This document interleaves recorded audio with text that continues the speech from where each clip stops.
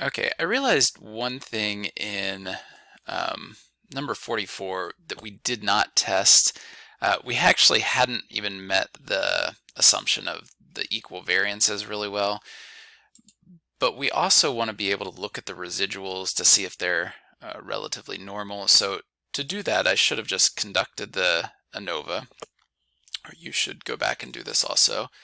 Have the Fenthion as the output, and then the day as our factor, and then looking at the assumption check. So two things here. The homogeneity test. So this is this is testing that assumption that we were looking at, kind of eyeballing it, that rule of thumb. We were above 2, so we were questioning whether or not there's equal variances. The other thing you can do is the Levine's test. So the null hypothesis is that the variances are equal, and if you reject the null, that's where you essentially break the assumption and say, well, maybe we shouldn't do this without some kind of transformation.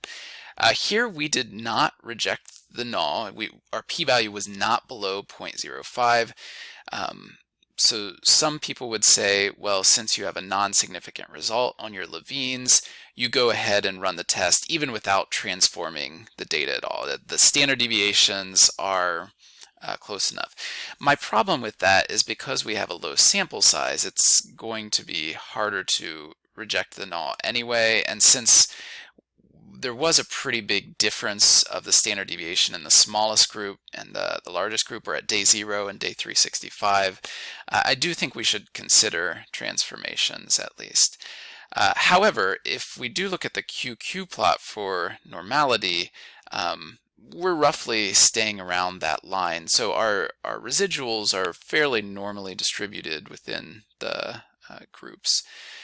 So that part would have been okay. Now, let me jump ahead to problem 50 when we are going to look at a transformation to address this. So I'm going to click on this arrow over here, get back to the original data.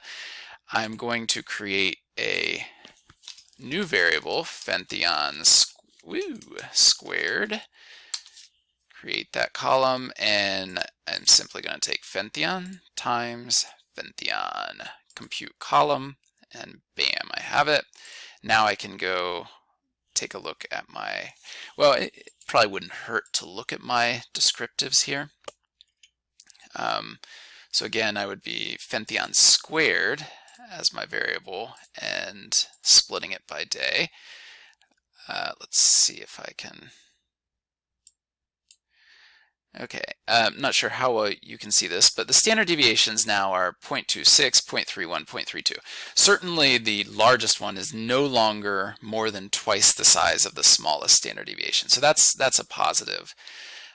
If we then visualize that with some, let's do the jitter again,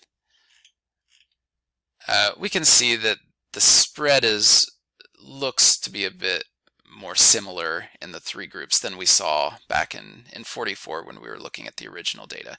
So let's go ahead and run this Anova. Running the Anova, Fenthion Squared is now our dependent variable, and we're doing the day as our factor. And we should go ahead and do the homogeneity test and QQ plots here before we look at the output.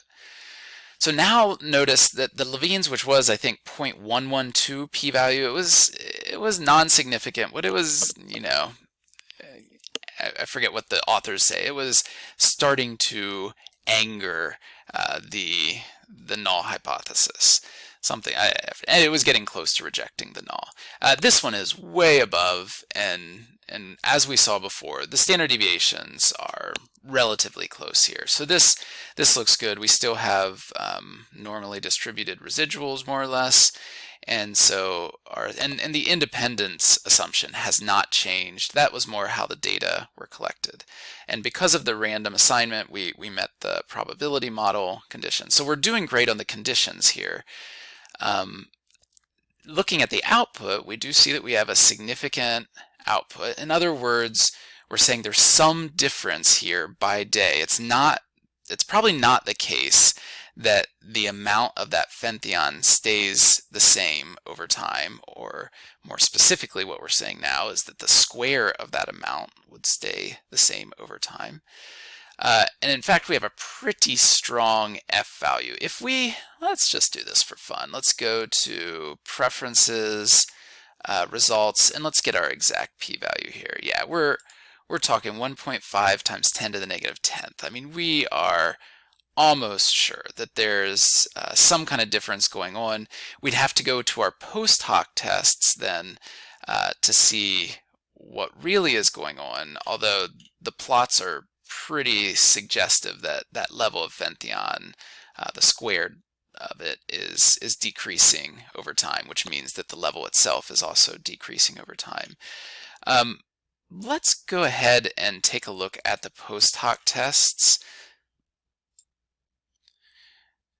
Okay, so the post hoc tests is we want to actually see what this Anova tells us is, yes, we're pretty sure that there's some kind of differences here in the level of Fenthion squared between the three groups. But now we kind of want to see between which groups and how much. So that's where we can drop down into the post hoc tests. And I'm looking for Fisher's LSD, which they talked about. I am not seeing that as an option. We do have effect size here.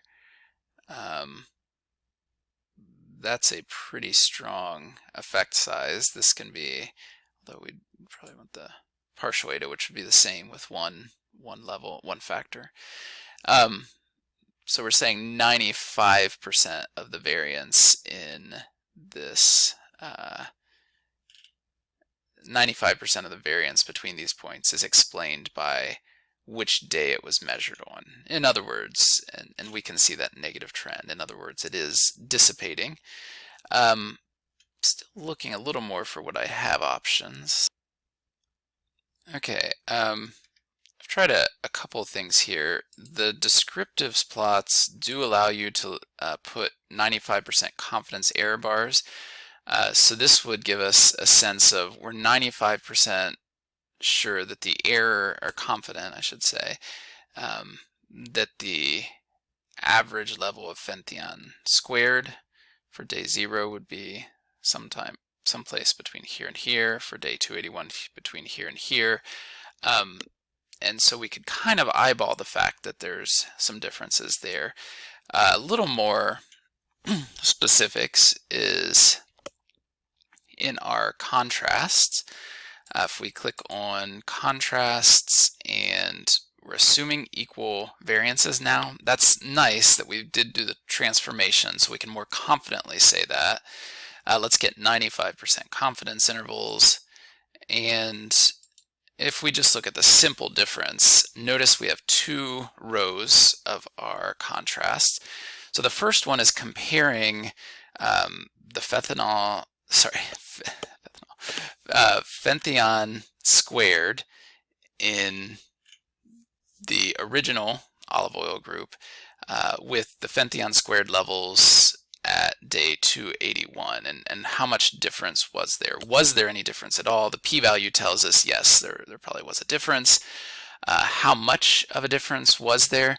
Well, it looks like those levels went down by somewhere between 1.8 and 2.5 of whatever units were being measured in, keeping in mind that we need to square that unit now because we're dealing with the squared units here. And then we could, and so we could take the square root of these here too, that of the absolute values of these, square roots of the absolute values. Or we could compare the initial day with what it was a year later, and we'd say that yes, there was even more certainly a difference, and it's between the Fenthion squared levels have decreased by, on average, somewhere between 2.5 and 3.2 units squared. And again, we could take the absolute value, square root, and that would give us a confidence interval for how much the Fenthion levels actually went down on average. Okay, so that is all based on that transformation of Fenthion squared.